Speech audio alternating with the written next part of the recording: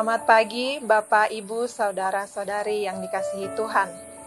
Mari kita mengawali hari kerja dan aktivitas kita dengan bersama-sama merenungkan firman Tuhan yang dipersiapkan oleh Bapak Pendeta Sony Kristiantoro, Magister Ministry. Yang menjadi bahan bacaan kita terambil dari Injil Lukas pasal 4 ayat 19 yang berbunyi, untuk memberitakan pembebasan kepada orang-orang tawanan dan penglihatan bagi orang-orang buta, untuk membebaskan orang-orang yang tertindas, untuk memberitakan tahun rahmat Tuhan telah datang. Bapak, Ibu, Saudara-saudari yang dikasihi Tuhan, yang menjadi judul renungan kita ialah Tahun Pembebasan dan Pemulihan. Kita mungkin sering mendengar tentang tahun Yobel, yaitu perayaan umat Israel yang dirayakan setiap tahun ke-50. Tahun Yobel ini merupakan tahun pembebasan dan pemulihan yang berisi tindakan pembebasan orang-orang miskin dari utang-utang mereka, pembebasan para tawanan yang menjadi budak, dan ini adalah tahun yang dinanti-nantikan karena Allah memulihkan umat-Nya. Kabar baik yang dibawa oleh Nabi Yesaya ini kemudian digemakan lagi oleh Yesus yang bahkan menyatakan bahwa pada hari ini genaplah nas ini. Peristiwa dalam teks Alkitab kita saat ini terjadi di Nazaret, tempat Yesus dibesarkan, bertumbuh, dan berkembang. Saat hari Sabat, Yesus pergi ke rumah ibadat dan kepadanya diberitakan kitab Nabi Yesaya. Dia membukanya dan memilih teks Yesaya pasal 61 ayat 1 dan 2, dan itulah yang dia baca sebagaimana dikisahkan dalam perikop Lukas pasal 4 ayat 18 dan 19.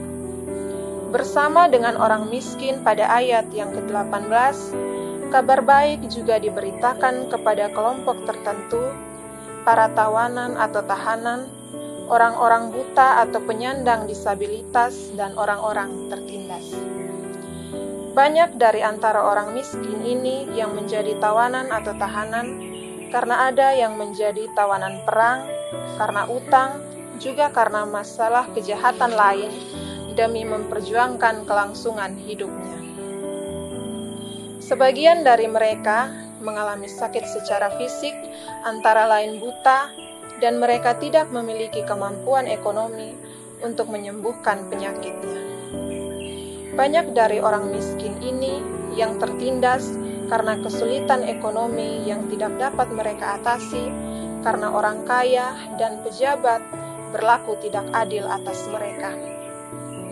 Kepada mereka inilah Roh Allah memberikan kabar baik. Yesus adalah Kristus yang diurapi untuk memberitakan kabar baik dari Allah.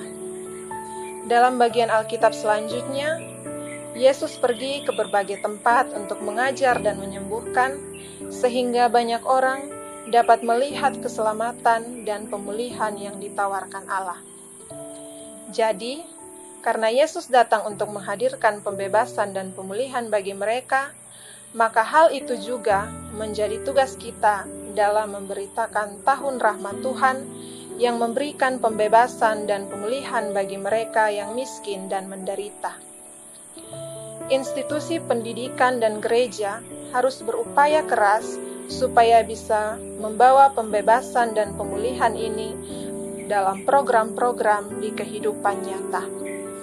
Kita harus siap menjadi perpanjangan tangan Tuhan untuk menolong mereka yang membutuhkan. Yang menjadi refleksi dari renungan hari ini yaitu, sudahkah kita semua membawa pembebasan dan pemulihan bagi sesama kita yang membutuhkan, ataukah kita hanya berkutat pada persoalan diri sendiri? Mari kita berdoa.